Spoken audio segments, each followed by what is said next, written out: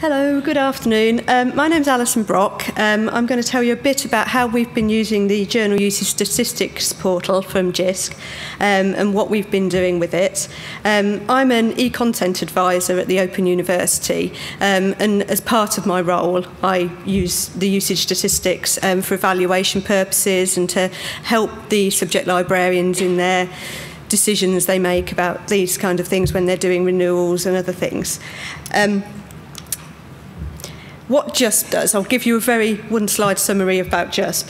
JUSP, if you haven't already heard about it, they collect the usage statistics, the counter JR1 and JR1A reports from publishers using the Sushi client, and they place it into a one-stop shop for partner libraries. There's now over 150 libraries using JUSP.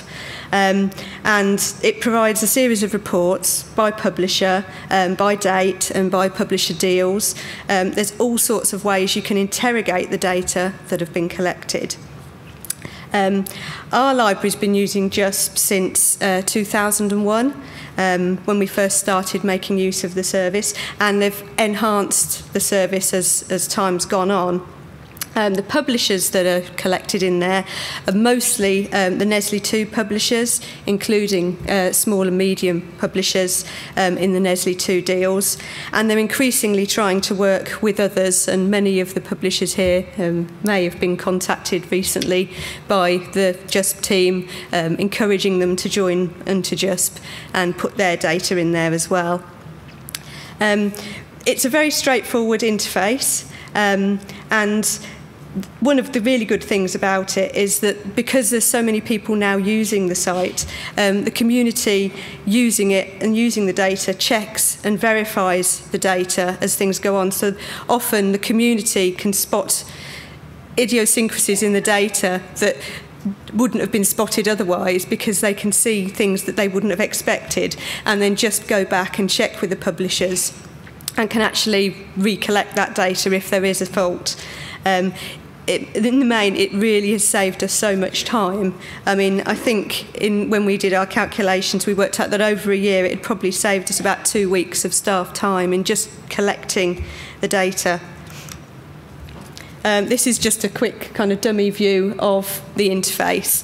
It's a really nice looking interface. I've found it very easy to use, very kind of easy and straightforward to teach yourself where things are. There's a lot of help and advice given on the site as well. They do a lot of webinars to show you what you can use in the data and how you can get different reports out of it. So it's been really easy to use. Why does JUSP save us time? Well, I said it saved us about 2 weeks over a year. In the past, getting figures on usage from the publisher websites was very time consuming. You have to use different access methods. Every single one had a different login. They had different interfaces that you had to become familiar with, and some of them had different outputs. You'll get different counter reports from each one. And actually, so aggregating all of that data into a usable format took us quite a lot of time, and actually sometimes it was just simply we were collecting data and then realising there were some errors in it, and it would be a long time after the fact, so we'd have to go back to the publisher and then raise that, and often at the time when we really needed the data. So we were trying to think about doing journals renewals, and we were actually looking at data that was sort of out of date and not correct, so we were having to go back, and often the publishers couldn't rectify that because of the time taken.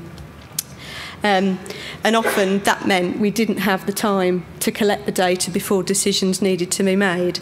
I mean, we don't just use usage data to make decisions, but it's a key part of a lot of the decisions we make in terms of journals renewals particularly. What we use JUSP for are the annual journals renewals process. What we have been doing in the past is collecting together as much as we can from the publishers' sites and using that to help the subject librarians and the faculties make their decisions about what they're going to renew. In the majority of cases nowadays, we take a lot of the Nestle deals. So sometimes it was about swapping, but most of the time it was just kind of giving them a picture of the use of things.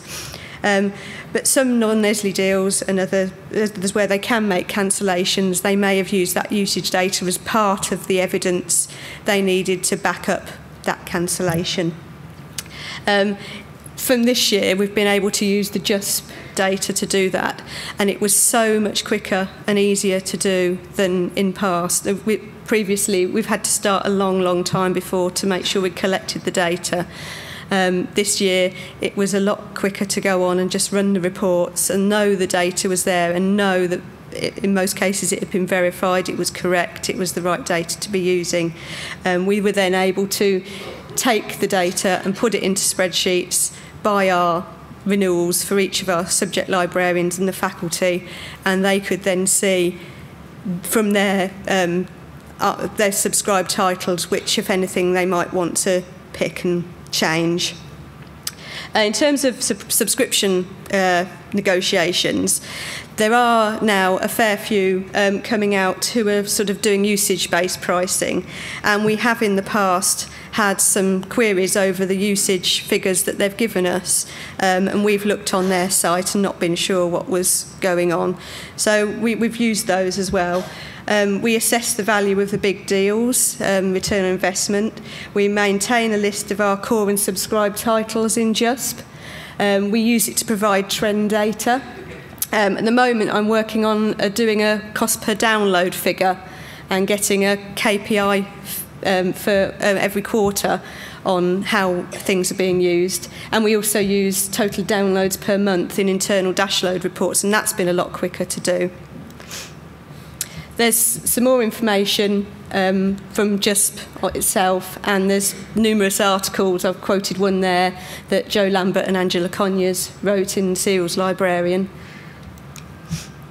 And that's my details. I'm not going to be staying around because I've got to go and catch a train, but the Mimers stand can put you in touch with anyone from JUSP if you'd like to ask any questions, or please feel free to contact me at the Open University. Thank you.